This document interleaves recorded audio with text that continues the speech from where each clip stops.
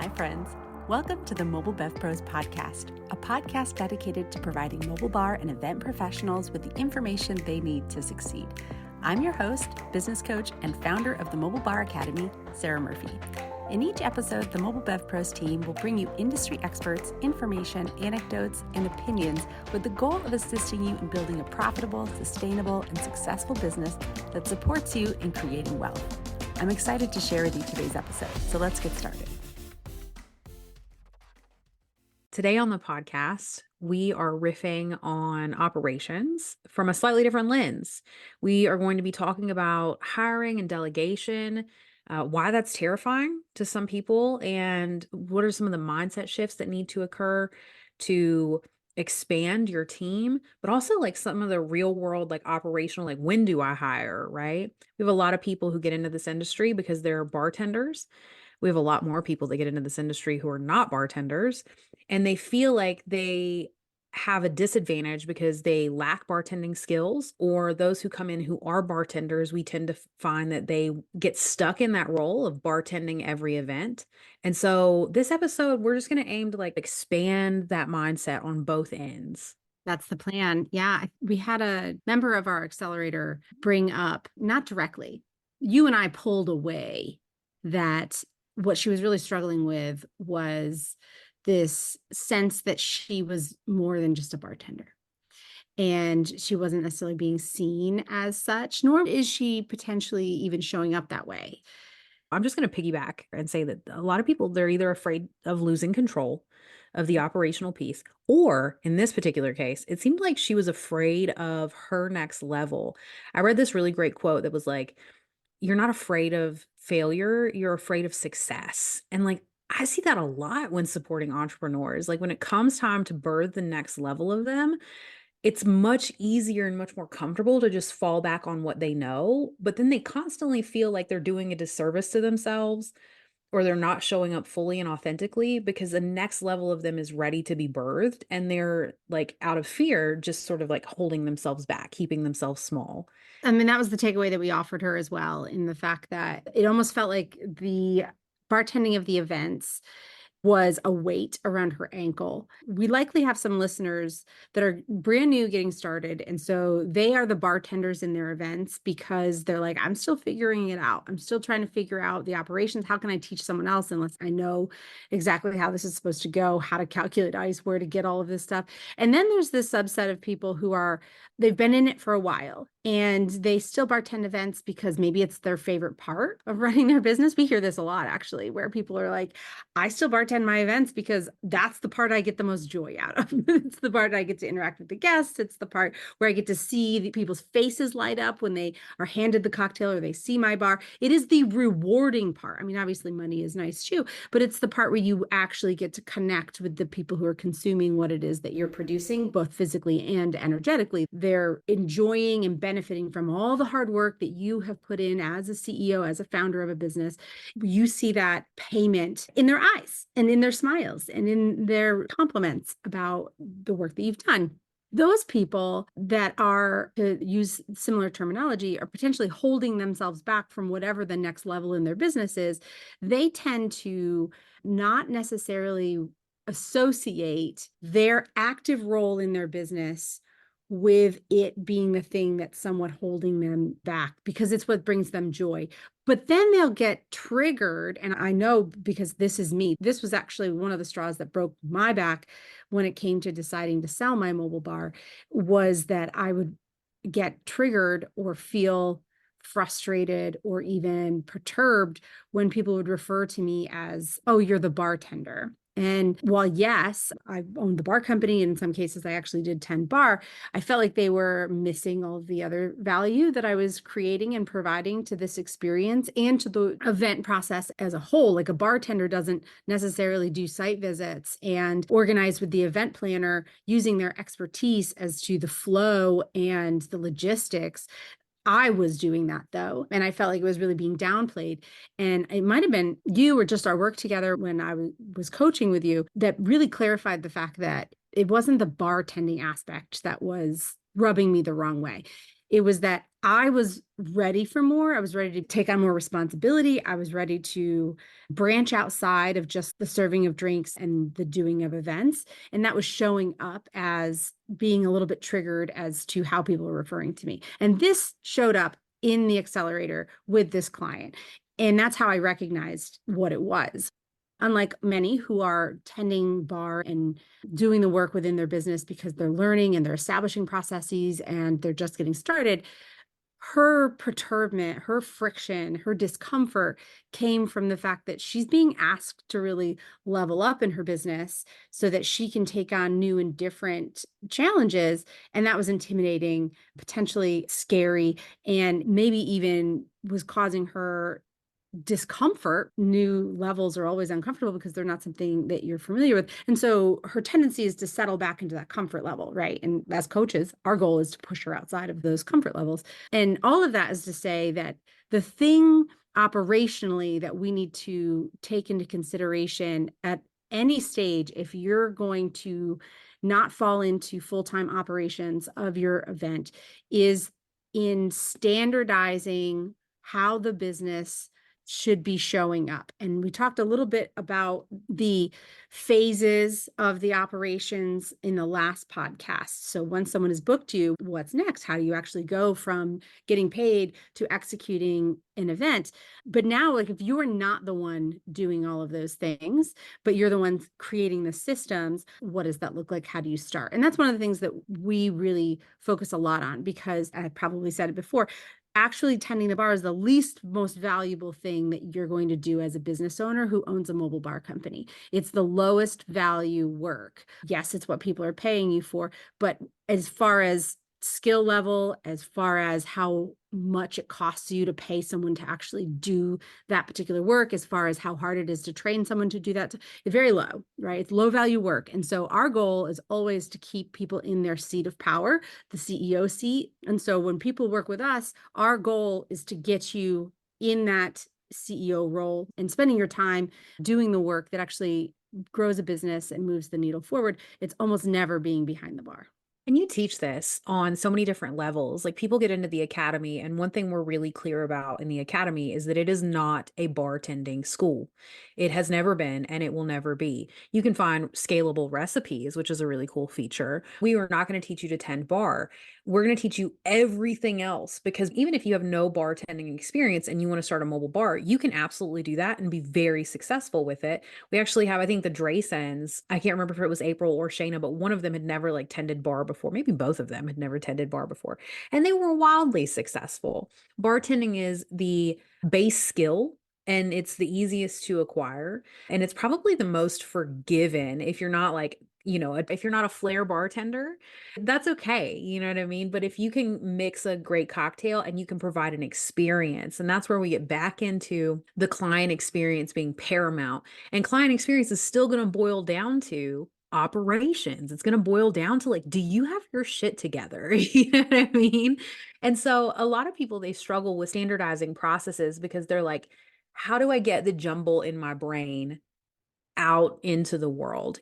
One of my favorite things to share with people is that your business is going to tell you what it needs as you progress through it. And so you're going to be like, I need to hire someone. And then your business is going to be like, great, we need a job description.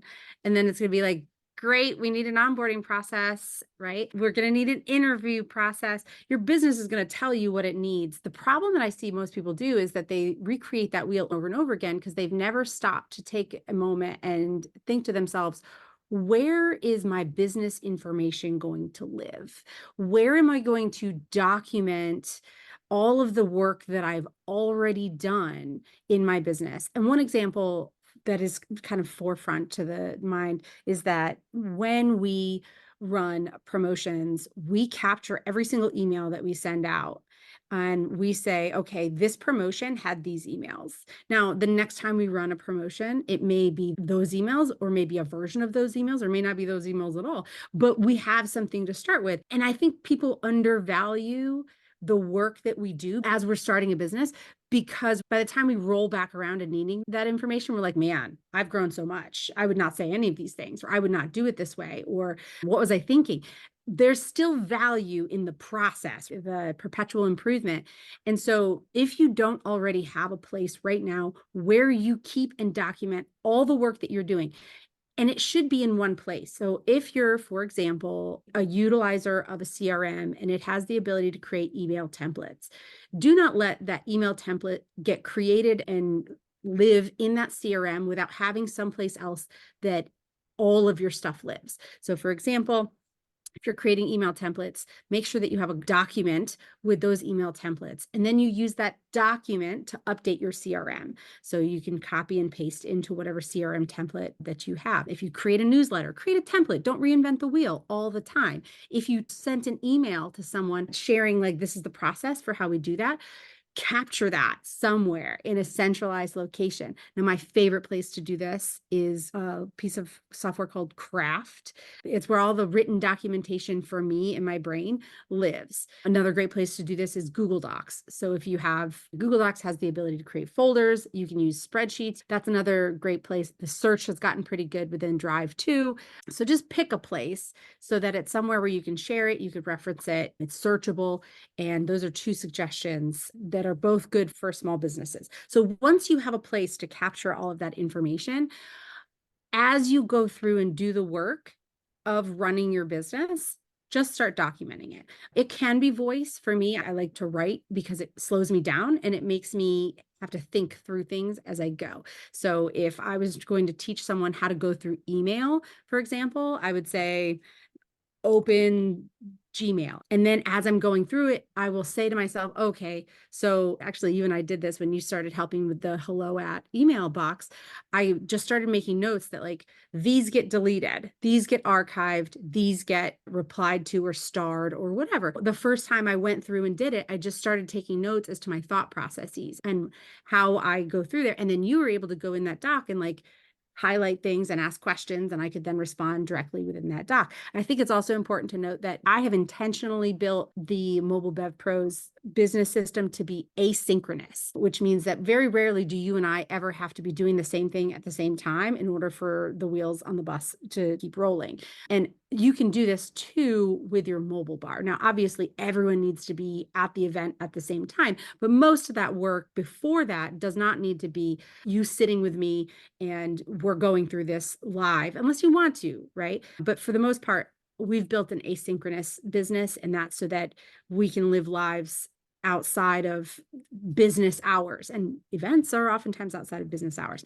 So coming up with standard ways for you to work with your team, wherein not everyone needs to be on the same phone call, or not everyone needs to be in person at the same time in order to get momentum within these processes, is important, or at least that's something we prioritize. So go through and document things as you do them. The second thing that I really like to do is I like to hand that to the person or someone else, and then have them go through it and use the documentation that I've created to execute that task. And they're going to have so many questions.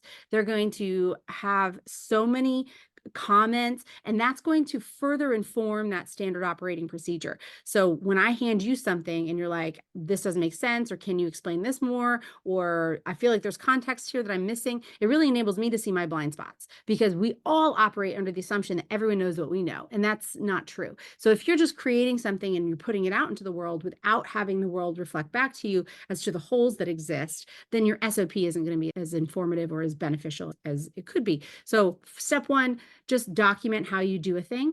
That can obviously be text, it can be audio, then turn into text. There's also some software now where it's video. I usually make video of something if it's a tangible thing as well. Anyone who's downloaded or utilized any of my spreadsheets, for example, there's usually a 15 to 30-minute video walking you through how to use it. And that also goes into the SOPs. I documented our entire operations process for Bar Magnolia. It was one of the reasons why handing it off to the new owners was so frictionless.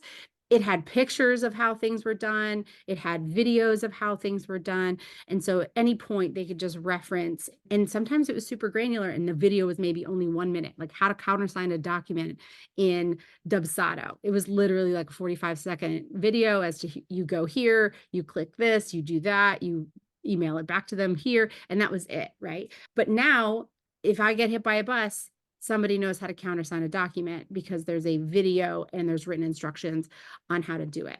The last thing that I want to mention regarding SOPs, and it's something that I mention every time we talk about this with anybody in the accelerator or anywhere else, is that SOPs are living documents. So you can't just do them once and then forget about it, because I mean, we've all been there, right? We've been given a position and we've been handed, like, if you don't know how to do something, here's either the binder or the folder of all of the SOPs. And then you look at it and it's super outdated, or maybe it references a software you don't even use any longer. That's not helpful. So we have to think about the SOPs and the operating procedures as living documents. As we grow, they need to be updated. And so stick on the calendar straight out the gate. I think we do this every 6 months, Dawn, where we just go through the SOPs and update anything that's outdated. And we move pretty quickly, so there's usually a number of updates to be done. We also are pretty good about, I mean, we have a virtual assistant. So whenever I do a thing or update a thing, we send it to Angela and we say, hey, will you update the SOP? This is the new video, or this is the new document on how we're doing this now. So stick on the calendar every 3 months, 6 months, every year, maybe during the off season, just an opportunity to go through your current SOPs and update anything that is currently outdated. Then there is a mindset component as well to offboarding or delegating some of these tasks, right? And so, one biggest takeaway, you don't need to be a bartender to run a mobile bar, but you do need to be business savvy. And if you're not business savvy, we have the academy for that, we have the accelerator for that. And as you start to gain traction, or if you're somebody who's listening to this and you are not interested in tending bar, because we see a number of those as well. We get a lot of clients who are like, this is like my third, fourth business. I don't want to tend the bar. How do I hire good people? Where do I find good people? All of that is going to come down to, one, you getting familiar with your processes and then standardizing in them, right? And that's where the SOP comes from.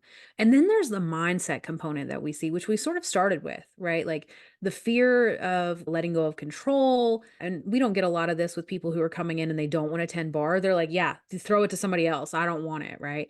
But a lot of people who are listening may have been in the business for several years and they're recognizing that they're the bottleneck. It's really starting to land for them that they're not going to be able to achieve their revenue goals, quit their 9 to 5, so on and so forth, if they don't have help, right?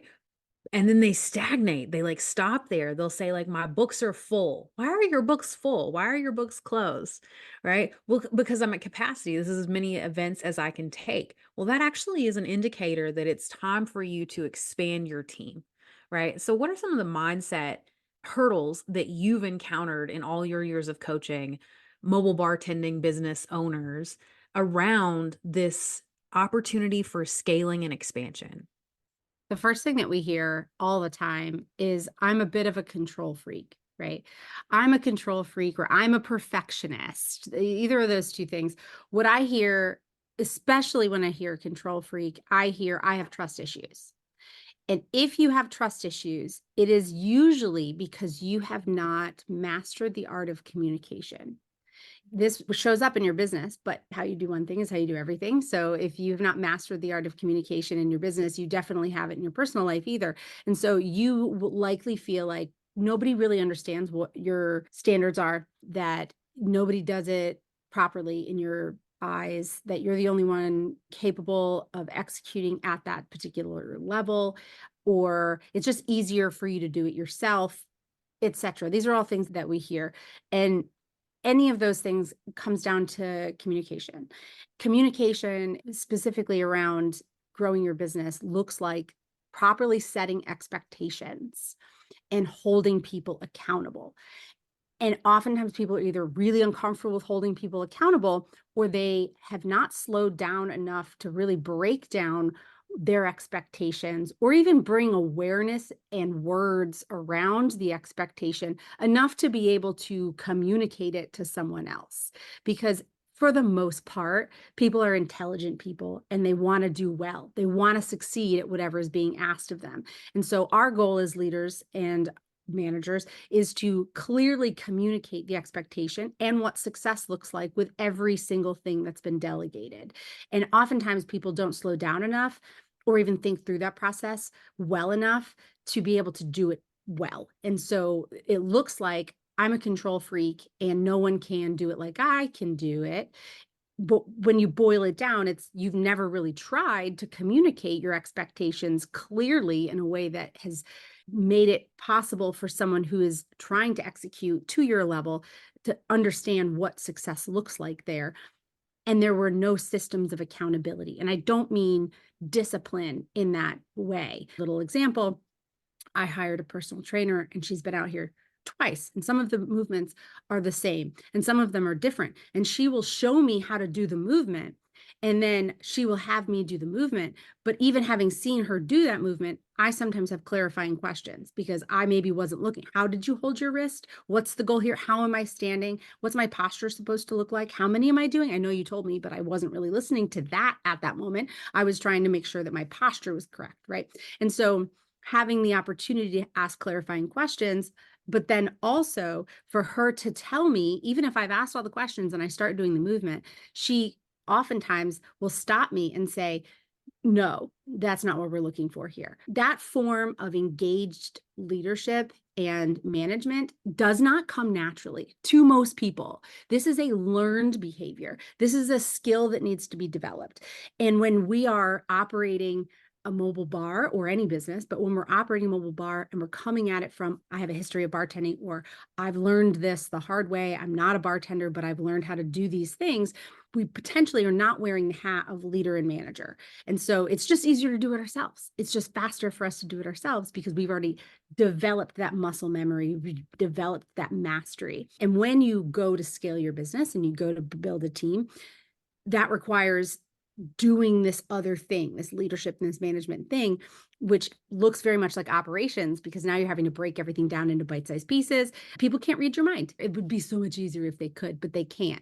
And so if you're saying I'm a control freak, if you're saying I'm a perfectionist, and that's why you haven't outsourced, or that's why you haven't built a team, that's why you're capping off your events because you can only handle this many events, it's likely time for you to put on your leadership and managerial pants and start shifting away from I focus on executing to I focus on standardizing operations and improving my communication skills so that I can build a team that's well supported and has very clear expectations. I'm going to go left here and we're going to talk about cortisol addiction because here's another thing that we find when it's time for people to go from the physical labor portion of the business into the next realm of success, where they're using their mind and their mouth to make money. There's a disconnect. I find a lot of, especially women, can become very addicted to stress. And I mean that in every sense of the word. They don't know how to sit still. They're afraid of what is going on in their own minds when it comes time to sit still. They're like, it's too chaotic up here. It's easier for me to just exert physical force to make money. The problem is that your resources are very limited at that level, right? If you're the only person who can tend the bar, or you're the only person who can set up the bar or haul it or whatever, then you've now limited yourself because you're just one person, right? You're also limited by time in that capacity because you're exerting a limited physical capacity over a limited time frame. And so you can only make so much money doing that. So the next level of success requires you to move into using your mind and your mouth to make money. And then you have to hand off the physical labor pieces. The problem is that a lot of people, one, are addicted to the high of stress. Two, their worthiness is attached to their productivity, and they don't see mental or communication skills as being valuable because they've just always been a hard worker, right? So they think they have to work hard to make a dime. And that's where they end up. They're just constantly utilizing their body. And that's not necessary. And it's also, it just can't happen. The more success you create, the less physical labor you're actually exerting. And so if you're someone who identifies as somebody who can't sit still, as somebody who has to always be busy, if you have a spare minute, you're trying to fill it with laundry or something, like there's a chance that you have an addiction to stress. And that's a very real, I mean, it's hormonal, but it's a very real trap that people get stuck in and it hinders their growth. 100%. One of the things that we see with scaling businesses, the ones that have gone 2 to 3 years. And I think we've mentioned this on the podcast before, is it's a burnout window that we see in this industry because this is such a physical industry, because you're lugging around heavy things, because you're on your feet for 10 hours, because you're working late into the night, which podcast for another day, but the importance of sleep on the overall human experience. We sacrifice that as early business owners, and it tends to start coming to a head about 2 to 3 years into a business. And the over-reliance on the owner for not just the physical portion, which is extreme in this industry as compared to a lot of others. But also the fact that as entrepreneurs, you just never shut off your brain. And yes, you're having to juggle potentially kids. Most of the people in our industry have kids. Not everybody, but most of them do. So you're juggling kids, you're juggling potentially a day job, you're juggling your home life. So like you said, like laundry, cooking, feeding yourself, but then you're also juggling this business that you're trying to get off the ground. And in some cases, multiple businesses, because for whatever reason, people who get into this industry have this tendency to like serial entrepreneur themselves. Their focus is very dispersed and scattered. And so when we're working within our business, we have a hard time turning that off. And so being physically, I'm doing the thing, I'm actually executing it, is very rewarding for people, because you do a thing, you see a result. But ultimately, it's not scalable. You can't go that way forever. And there comes this time when you do start to build a team and you do start to create space. And what we oftentimes see is that people will utilize that space to go and spin up a new thing. What I have seen is that actually starts to dilute the attention that the mobile bar has. And what you could have done was really benefited from a deepening of the mobile bar business. But instead, we see new services or new businesses entirely get spun up, and we lose what could be the increase of capacity, mainly because, to your point, when you have an increase in capacity or you have space, a lot of people start to freak out. They're like, something's wrong here. I have too much space in my life. I need to fill it with more work. I need to fill it with more revenue producing opportunities because I need to make a dollar. You and I know that as a business owner, as an entrepreneur, what we want to see is you pull away from the low value work, because that will free you up to creating real wealth. We were in the accelerator the other day and we were talking about this blue collar mindset. And the blue collar mindset is very much, I'm not going to ask anybody to do anything that I wouldn't do, or I'm going to get my hands dirty. I'm going to be in it with my team so that they can see that I'm not asking them to do anything that they wouldn't do. I will take out the trash. I am one of them. They will trust me more. They will be more willing to do the work if they see that I'm also willing to do the work. And that's a very blue collar mindset. It's a very blue collar story that we were fed, probably. I know I was. And we don't see that with people who are out here running businesses and creating financial wealth. They hire people to do that work, and they build good culture, hopefully. Not everybody, but they build good culture. They make people feel seen and recognized and heard and valued for the work that they do. But they don't necessarily feel the need to do that work with them or for them. An example of this that I think is potentially relevant to this particular industry, because a lot of people come from the hospitality industry, you can own a restaurant without ever being a chef. As a matter of fact, the chef wants you to stay out of the kitchen, right? But you can hire a chef and be a restaurant owner. And we have that option within the mobile bar industry as well. We don't have to get behind the line, as we like to say in the restaurant industry, to demonstrate that you're worthy of owning this business.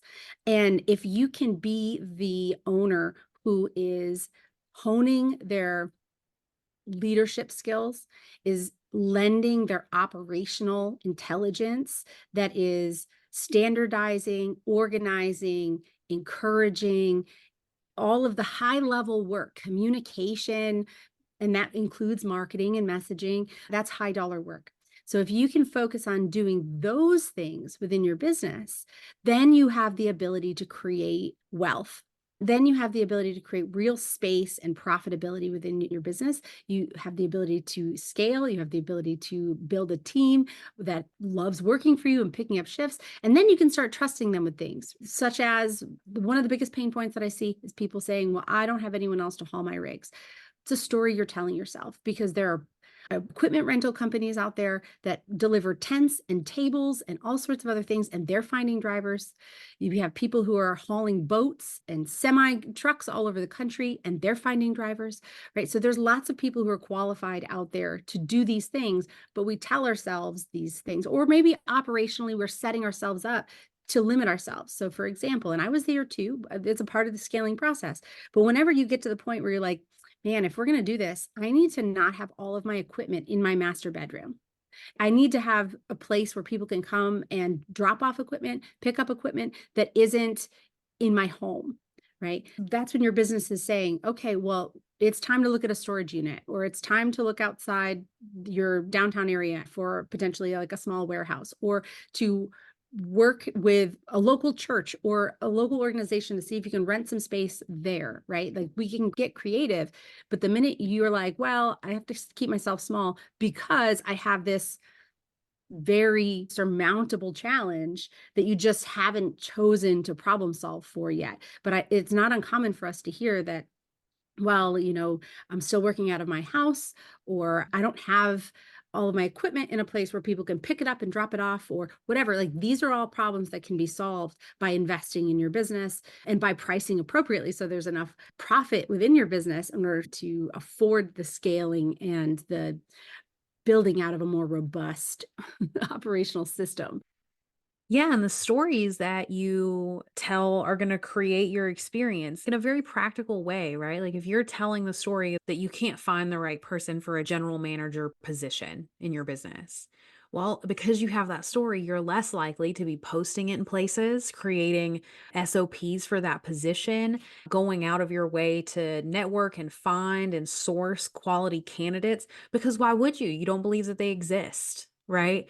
And so the stories that you tell yourself can either limit you or they can help you expand. And so I love that you pointed out there that like that's a story that you're telling yourself, that you can't find good drivers or whatever it may be. Even so much as to say that this area is saturated, right? That's a story we hear all the time. People are like, this area is too saturated. I'll never make it. And because they believe it's too saturated, they quit before they ever even get started. And so watch the stories that you're telling yourself. Both the stories that you're telling yourself and that you accept to be true from others. Oftentimes we have societally accepted stories that go around that people either adopt or deny. And I think it's important to note that the subconscious mind either accepts as true or accepts as false everything that you hear. And you can consciously say, well, I believe that. Or if you choose not to consciously say one thing or the other, the subconscious mind will make up its own mind, right? And so if you have someone that's like, oh, the slow season is right around the corner, and your subconscious might believe that's true, you're going to start to show up as such. You're going to start maybe panicking a little bit, like, oh man, it's a slow season and we don't have enough money in the coffers to get through. And so now you have a level of anxiety that you didn't necessarily want to have. You could start showing up in a very positive way in the fact that, like, well, now you're going to hustle a little harder because you know slow season is coming. But the stories that you tell yourself are impactful. And the stories that you choose to accept as true from the outside world are also impactful. It doesn't mean that the world changes necessarily, right? Like there's still going to be things that go on in the world that are true or untrue, but the people around you may also have a narrative that if you inadvertently adopt as truth has an impact on your business. So another one that we hear a lot is there are no good people. People don't want to work anymore. And if you just inherently believe that to be true, and you're like, oh, the people don't want to work anymore, then you're going to show up differently in your business, in your hiring, who you hire, how you talk to the people that you hire, the assumptions that you make about people. And that's going to show up very tangibly in the results from your business. So be careful of the stories that you tell yourself and be careful of the societal stories that you adopt as truth. Yeah, because you're going to be able to create proof for either one. Right? That's the other thing is like once you have a story, you're going to collect proof around that story. And the example that I like to give is that there is a ton of research that says the ideal human diet is vegan, right? And it creates optimal health in the body. And on the same search engine, There's a ton of research that tells you that a carnivorous diet is optimal for the human body and that it creates health and wellness. And so, which one is true? Well, whichever one that you and your subconscious have received as true is the one that's going to resonate. And so, you're going to be able to create proof that there are no good people in the world, that nobody wants to work anymore. You're going to be able to create proof in the opposite direction if you choose to, that says there are great people in the world and they are excited to work in a position that gives them purpose and meaning. Watch those stories because you're going to be able to create proof in either direction. I'm in a few Facebook groups of various different types. And one of my favorite recent ones was an ice cream Facebook group. And this is actually a pretty popular topic in there. Someone had posted that they were really just miffed with the teenagers that they were getting, and that like nobody works anymore. They're not very clean. They don't listen. And then there was people in there that were like, same, have the same experience. We choose to hire like retirees now because it's such an issue. Their work ethic is terrible, et cetera, et cetera. And then you'd have people in there that were saying the exact opposite. They're like, oh my gosh, the young people are my favorite. Like they are little sponges and they are super excited to learn a new thing. Like this is how we support them and this is how we train them. And one person was I actually thanked them for such a great response, was the fact that she was like, well, for teenagers, most of the time it's their very first job and they don't know. You can't assume common sense in these things. Like these kids have never worked a job before in customer service or otherwise. And so they don't know that it's not polite to be on your phone. Like, have they heard that? And like you and I were just talking about this with our kids. Like I love to say, hey, situational awareness when my girls are like potentially bumping into people. And I had to be like, hey, do you even know what that means? And of course they're like, no. And I had to break it down for them. But these are kids. Their brains aren't even fully developed yet. Their frontal lobe hasn't finished, which is the part where they actually can pull logic and emotion together to form full cohesive cause and effect, scenarios. And so the story that person was telling about teenagers are terrible, hate working with them, that was confirmed in that comment section. Like lots of other people also hate working with teenagers. And then there were voices that were saying otherwise. And we teach this actually in our annual planning process, which Brew, our annual planning retreat, is soon to be announced. A little Easter egg here. The concept of Brew is business revitalization and empowerment workshop. And we're going to be working on creating strategic plans for the year of 2025 for each business that attends. But one of the parts that we go through in this process is the identification of stories and patterns that have created the business that we have now. And after identifying a story, one of the things that we ask you to ask yourself is this true? What is in your field that is saying that this is actually true? And then is there any way to disprove this story that you're telling yourself, right? And for a long time, and I won't go through the whole story, but I graduated from college that I felt like I was intellectually qualified for, socioeconomically not qualified for. I went to an Ivy League college to get my master's degree, and everyone there, like, not the story that I was raised in. And I have avoided my alma mater in almost every way since I graduated because I just didn't feel like I had anything to offer the alumnus community there because they have access to so much already. Why me? And then this year I went through my own annual planning program. And one of the things that I identified was the story that I was telling myself was that I had only something to offer this very specific mobile bar community. And I asked myself, is that true? And I was like, I don't think so. I think maybe that's the story I'm telling myself. And so I signed up for the Cayuga Forum, which is just a bunch of entrepreneurs that do mastermind pods once a month. And there's a variety of other meetings and stuff. And I was like, I'll just listen and I'll contribute where I think is valuable. And before I knew it, I was a pod leader. And then I was being asked to host training masterminds on sales and marketing for the other entrepreneurs in the group, all of which are Cornellians. Every single person in there went to Cornell, just like me. The very same people I thought I had nothing to offer value to, but it was a story I'd been telling myself for 17 years. And turns out that story is not true and that they do find a lot of value in what I know and in my mastery. And everybody out there has a story in their business that is holding them back. that is keeping them small. And so when you hear business owners that have made it, and when they ask, like, what's the number one thing that you'll tell people? The thing that will come out their mouth is about mindset. It is about stories that you tell yourself. It is about pushing your boundaries. It is about being uncomfortable. These things are all operational based, right? They're all based in how we're showing up every day and doing the work within our business, which is essentially operations. Everybody's heard the adage that you're the culmination of the like 3 or 5 people that you spend the most time with. And that's true because they're telling stories. And because you are not just a transmitter of stories, but a receiver of stories, then you're going to take on their stories as similar to yours. And so we find that when people grow up in a small town and they move across the country, they see wild growth. They see new levels of success because they've moved away from the people who had stories about them, right? And so that's why when they say, like, if you want to be a millionaire, you should start hanging out with millionaires. And that's because those people are telling different stories, right? And so you want to get into the room with people who are affirming new stories, people who are helping you to create confirmation of what's possible and not just of what has always been. That's the term of death for all growth, is like, this is just how it's always been, right?